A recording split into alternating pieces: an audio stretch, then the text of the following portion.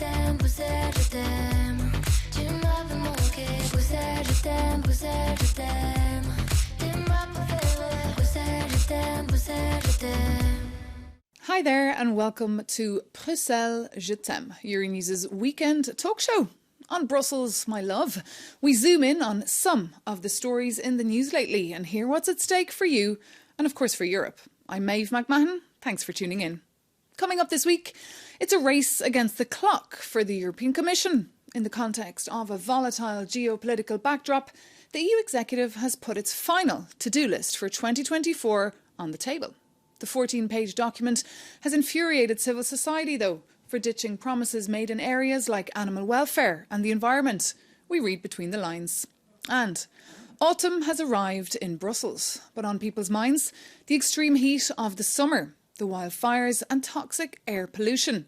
NGOs clubbed together this week to underline the multinationals that they believe hold some responsibility for fueling the climate crisis.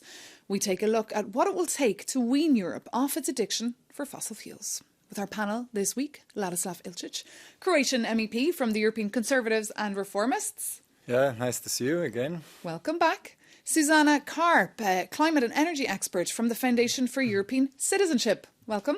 Thank you very much. Happy to be here.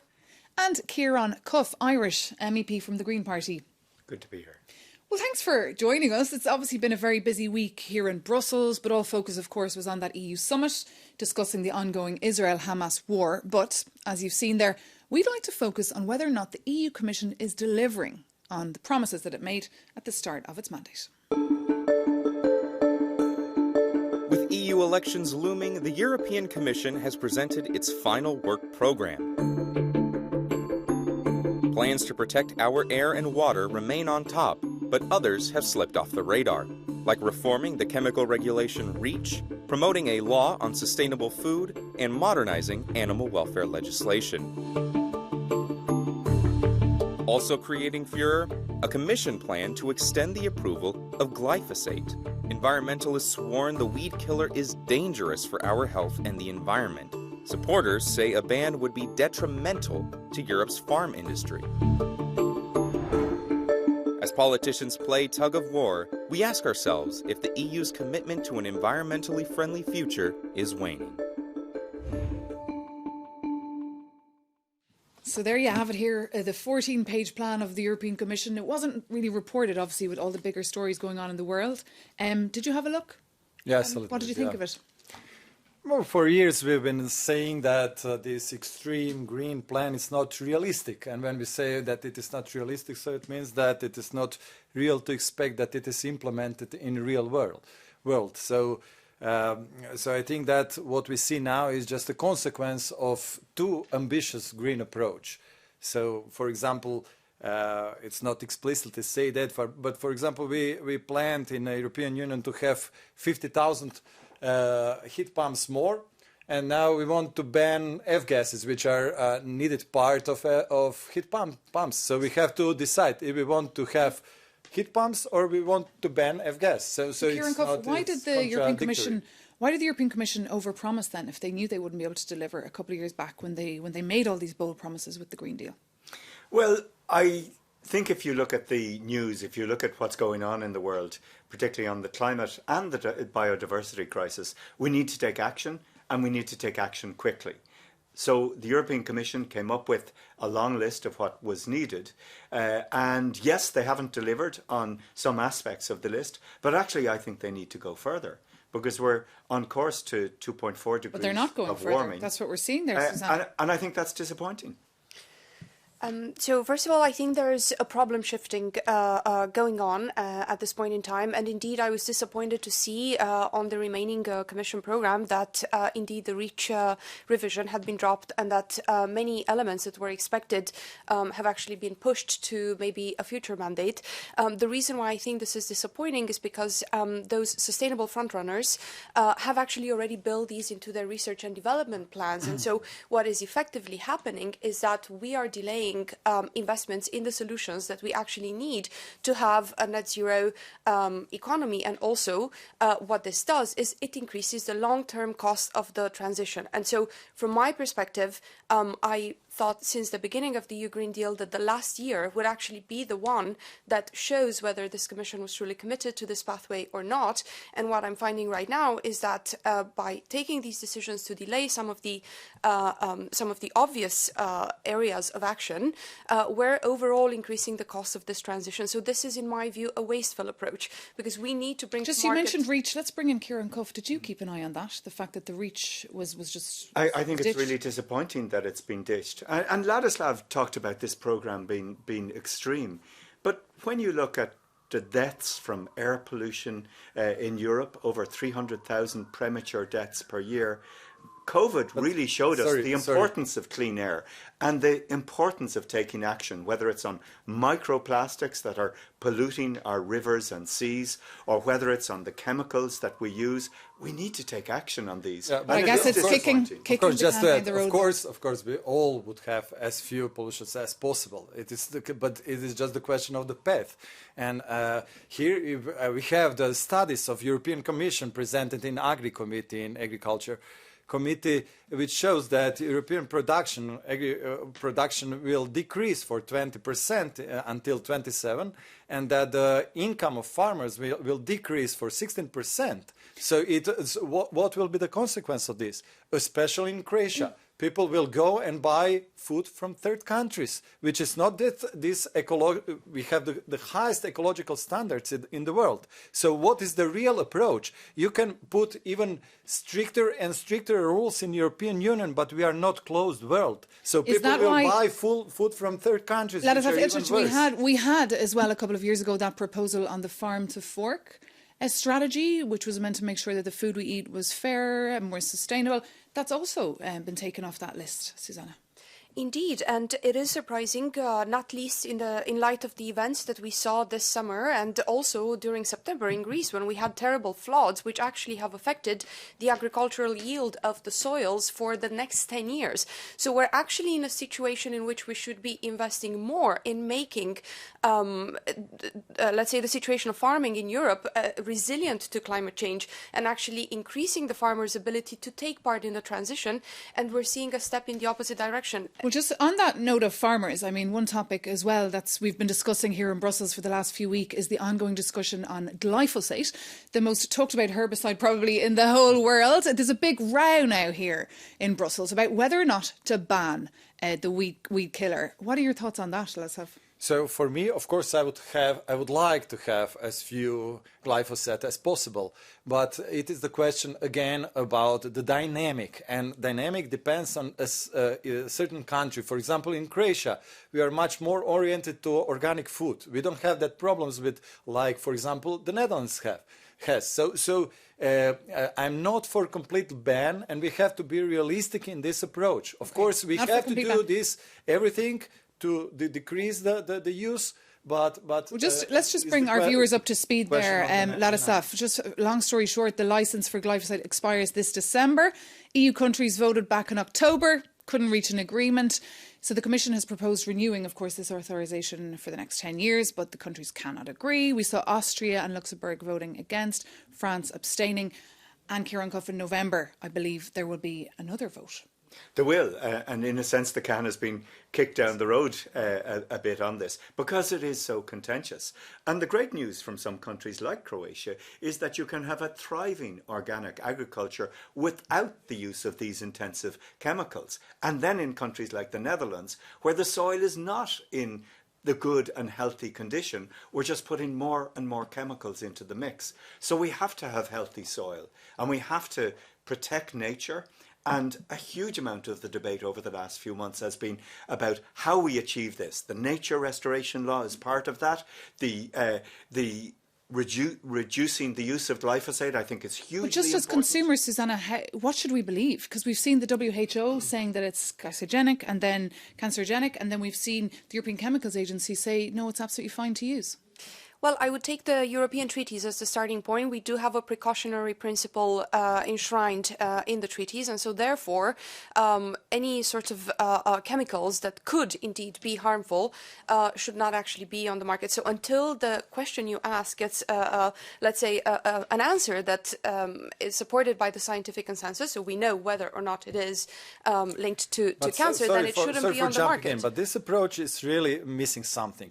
For example, now I'm breathing and I exhale CO2. Now you won't take the gun and kill me because of this CO2 is harmful for the planet.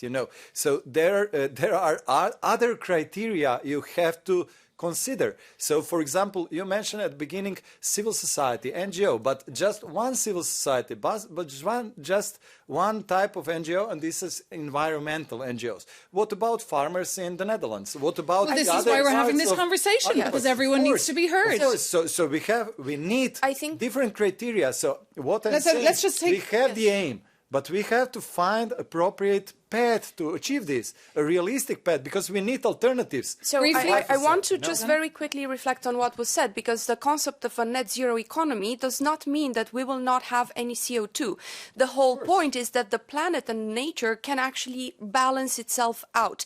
And so therefore, farmers, as well as other participants to the sort of economic activities and supply chains, need to be able to reach net zero. And so you have discussions around carbon farming, you have discussions about other, let's say, solutions that can contribute to net zero. The point is not to ban you from breathing, and I'm actually disappointed this metaphor was brought up. The point is to fundamentally restructure our economy to be more circular and less a linear one. We need is just a sentence.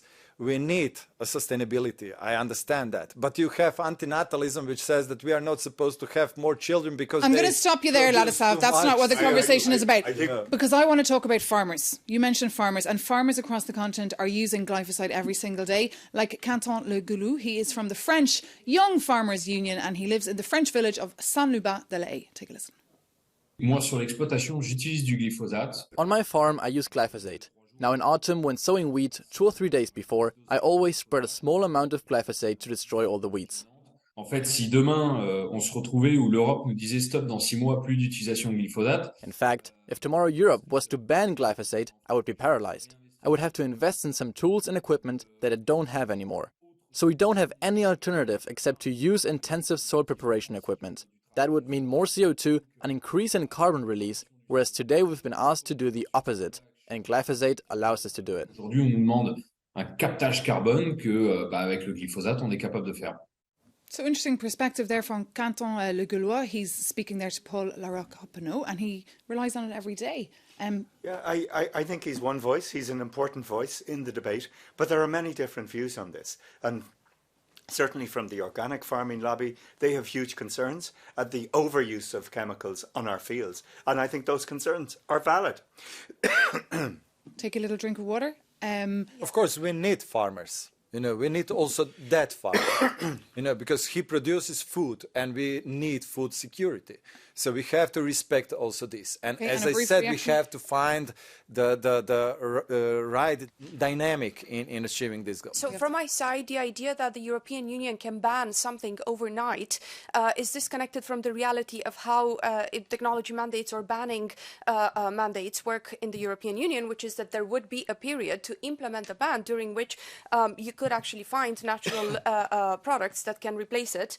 And I would like to think that the sustainable use of pesticides would indeed help farmers in that direction. So to find natural replacements. And there's a lot of supports in making this transition. And I think there's a lot of hysteria about you're going to be stopped from doing A, B and C. But actually the way the European Union works, it helps people along the way. There's recovery and resilience plans. There's funding available. There's technical support. So it's not about a blanket ban. But this continuously supporting, every cut we want to make, doesn't bring anywhere. We cannot survive. Our agriculture cannot survive or on the funding of European Union because this money comes from some. Okay, no, I'm that's going to true. stop you there. I want to move on because, of course, there's a lot. It doesn't come from the space. Ladislav, I'd like to move on because, of course, the European Commission has a lot to get through before, of course, the EU elections take place in a couple of months. And I'd like to talk about another issue that did not feature in their plan, and that is animal welfare. NGOs were hoping that promises that were made back in 2019 would be kept. For more, I spoke to the expert Joe Moran. He comes from 4 Paws Europe. The current law on animal welfare is profoundly out of date. We know that it doesn't work. Worryingly, the Commission have said this time and again themselves. It's there in black and white documents from the last 2-3 years.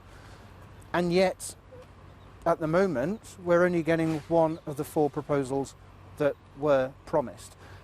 So my message is it's time for the Commission to recommit to this. The Commission cares more about the interests of industry and lobbyists than they care about the interests and concerns of citizens. And just to point out as well, that was Joe Moran from 4 Paws, but he's not alone. He told me that almost 2 million people as well have signed a petition known as the European Citizen Initiative, calling for a ban as well on fur farms in Europe. There was a debate last week in Strasbourg, but nothing's really coming of this, Susanna. Indeed.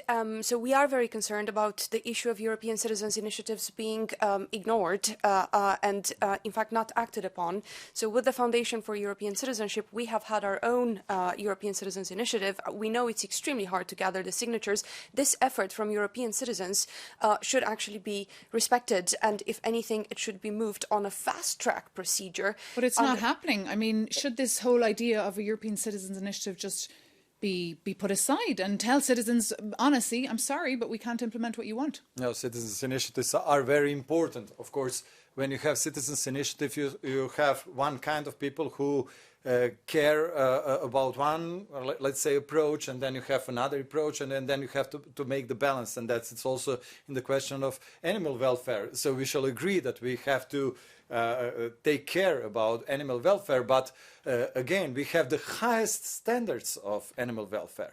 And then Sorry, did you say we have the highest standards? We have the highest standards. Well, we don't, according and to yet 4 animals Paws are being put into trucks and into ships for days, if not weeks on end. We've seen documentaries. And I think we have to improve animal welfare. And just wait, let's hear from Kieran Cuff. Mexico or Argentina. But we're not Ukraine, we're not America, we're Europe. I think we should, of course, that I'm we should saying look. that We should look at ourselves and look at the respect and the care that we provide for animals. And I think in the year 2023, we should be showing more compassion and more care in our farming practices, but whether Kieran, that be in the transport of animals. Did you make that point last week in the European Parliament? Well, I said it very. colleagues? Myself and my colleagues have been saying this for a long time, that we need to go further with animal welfare protection. And it's not just about the travel, it's about the slaughtering practices, and it's about keeping large animals in cages where they can't move. Exactly. For their So entire life. that is Okay, exactly. I agree. These are good wishes. We've These found are common ground. That is nice beyond. wishes and Susanna, These are not let's hear from wishes. Susanna. Yeah. Yes, these are demands from European citizens under the End the Cage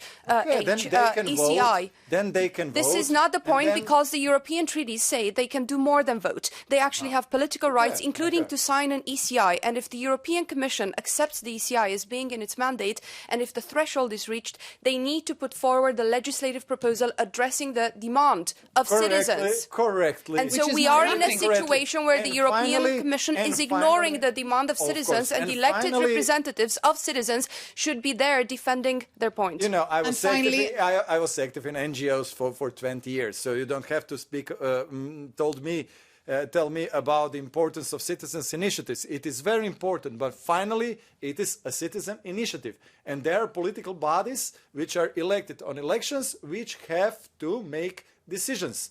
So it is the way of democracy. You have to choose democracy or not. And just going then back just to animal say- welfare, Ladislav. Yes, I want to say something about that. So these are good wishes, but then we have to respect Not again wishes, the they are demands demands. of citizen initiative and so on. Exactly. But we have to see the reality. they're clearly- and the reality is market, and on market we have to compete.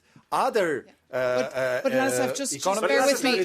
This is a right-wing view. Let the markets sort this out. And I think Oh, and actually that's the level. one of the purposes of democracies is to regulate the market. And that's what the European Union has done for the last 70 years. And in many areas, we need to take further action. The Commission said it would act, and yet we're coming to the end of the The term. purpose of democracy is to listen to our voters, to listen to our citizens. And just one sentence Very about briefly, this. we're out of time. We can speak Let us about off, we're how out of time, I'm afraid. We'll have to increase the stop you there. temperature in trucks when we bring animals to slaughter. I'm going to have to stop you there. We will come back to that topic. Okay. As we can see, it is one that rises the temperature here in the studio. But thank you so much to our panellists for being with us.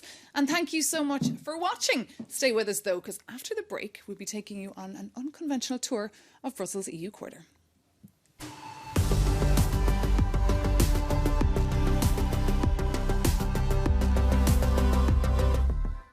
Welcome back to Brussels, my love, Euronews' weekly talk show.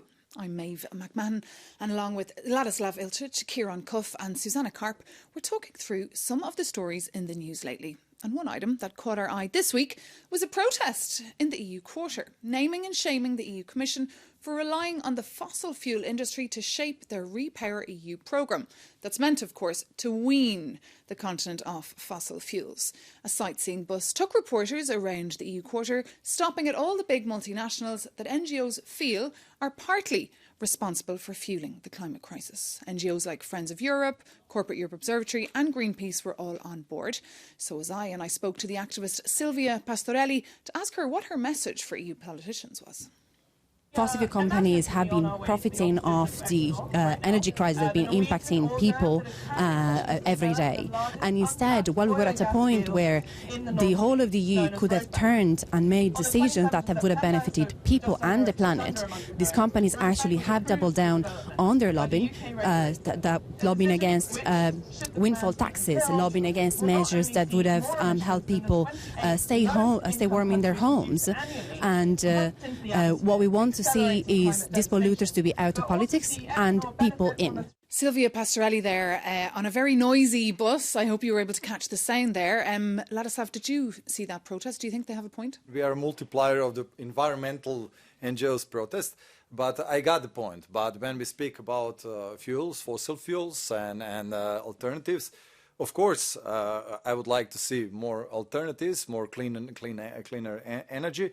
But again, there is a question of reality. How fast we can produce alternatives? And since now it seems that we have this energy crisis because of unrealistic green approach to the energy. Well, they would because disagree. we have cut. I mean, give the power to Greens, and you will see what will happen. Like in Germany, they have closed all nuclear power plants, and finally they reopen coal power plants, which we shall all agree that they are much worse. It is unrealistic. Let's get the view from Susanna Karp, because I'd like to remind our viewers that you also work for Clean Tech Europe, an organisation which is trying to contribute as well to this transition. Indeed, and I should say that perhaps this is the biggest credibility issue around the EU Green Deal Commission, which is that last year, as we found out from a report that came out this week, but effectively the subsidies for fossil fuels doubled in the European Union. This is from the NR Data Inventory of Energy Subsidies. And so we're talking about 103 billion euros that have been given in subsidies to fossil fuels, when in fact we know that the European Union needs this money to be competitive in the global clean tech race. We've seen the United States going ahead with the Inflation Reduction Act. We know that China, as well as other players around the world, are investing heavily in the clean technologies of the future. And so instead of doing that, we are seeing that money from Repower EU, which, by the way, has been lent, has been borrowed under Next Generation EU, is now being used to effectively support the industries of the past, those industries that the EU Green Deal was meant to have us move away from. Kieran, I guess the challenge for the Commission is to stay competitive as well while going green, so it'll have to take time. I think we need to move faster, though. And actually, the price spikes that we saw last winter were all around fossil fuels. Even at the moment, as we speak, oil is back up to $90 a barrel. That is causing real pain to working families who are really struggling to meet the bills at the end of the month. So actually, I think the lesson is we need to move away from fossil fuels, from oil and from gas. And the price of renewables has come down a huge amount in recent years. I know in my own country, 40% of the electricity comes from renewables, and actually by the end of the decade that will be 70%. It's a good news story. We need to invest in electricity grids, we need to invest in insulating our homes, we need to use European money for the right things, not for the bad things. And one thing I would argue for is that we need a fund to upgrade our housing stock so that people have lower fuel bills. Well, this topic of fossil fuels, of course, will probably be huge at COP28 taking place in Dubai in a couple of weeks. We heard as well this week from the International Energy Agency releasing a report saying that clean transition is unstoppable, Susanna, but fossil fuels will still peak. Will still peak. Wait till I finish. In the next few years. Since we have to the clean transition is imminent. The question is whether the European Union wants to be in the lead or not. Indeed, the world is going in that direction, not least because as part of the clean energy transition, we're also talking about adaptation to climate change. But the reality is that fossil fuels will still peak. That's what they're saying in the next couple of years. Not just this. I have the solar panels on my roof, so it's just for public to understand that I'm not against the cleaner energy. But again, the dynamic is important. So we see that we have the energy crisis, which started before the war in Ukraine. It started because in the European Union, we closed classical power plants before and faster than we opened alternatives, which are not that but just stable. To get back to the point of the protest this week, they were speaking as well about the impact of lobbyists here in Brussels. But there are lobbyists too. There are two lobbyists. Of course. And I think... So don't speak first of all, MEPs rely on there is a massive... the fighters for the truth. There is a massive difference between lobbying for corporate profit and doing advocacy for the public good. I would like to think that the protesters are advocating for the public good. I will say that this all NGOs receive huge amounts of money of European citizens, a huge amount. Brussels bubble is full of people who receive huge amounts of money who say... But I have seen protests such as Fridays for Future all throughout the European countries. This is not a Brussels phenomenon. Just point out, this has been signed by a number of organisations and academics all across the European Union. It's not just the three NGOs that we mentioned. It is not. Just briefly before we go, we don't have Iberdrola or any of the companies here around the table with us to react, but we did reach out to them for a comment because they have been underlined by those NGOs, and they weren't too happy about that because they told us that they're a world leader in renewable energy, that their CO2 intensity emissions were 70% lower than the average of the European electricity sector, and that they have alliances with NGOs across the world. Most of the oil companies will say this to you, but actually 96% of their investments are still in oil and gas. And yes, they've lovely multicoloured pictures of wind turbines and solar panels, but actually their money is... €9 out of 10 is going into extracting oil and frying the planet. So even though Iberdrola also told me that they are pulling out of Mexico where they were drilling for oil. So they're thankful for small mercies. I'm going to have to stop you there. We will come back to that topic in a few weeks as COP 28 begins. We'll be keeping a very close eye on that. But for now, that is, I'm afraid, all we have time for. Thank you so much to our panel, and thank you for watching. We'll see you soon here on Euronews, and of course over on Euronews.com.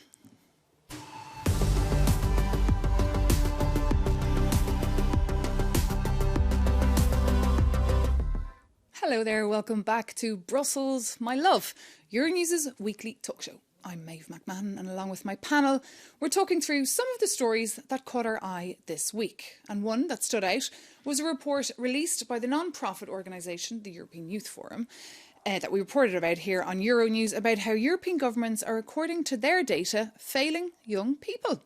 Seemingly Europe has made no progress, according to their data, since 2018, in areas like access to affordable housing, access to education, violent incidents, and also young women's safety. Now, this Youth Progress Index is seemingly the most comprehensive measurement of young people's well-being in the world. It's not just about Europe now. We're talking about 150 countries worldwide.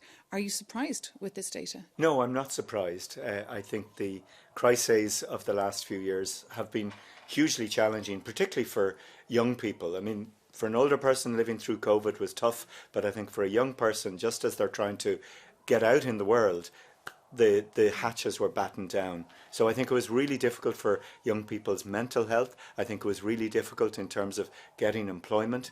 And I think we have to tackle these issues. We have to tackle the housing crisis. Croatia? Would young people relate to that report? First, about the reality of this research. If that was the truth, that young people in Europe are so unsatisfied, I have to say that I haven't seen thousands of young people moving from Europe to Morocco and Pakistan, but I saw thousands of young people coming from Morocco and Pakistan to Europe. So something that stupid I haven't heard for a long time. So it is so unrealistic.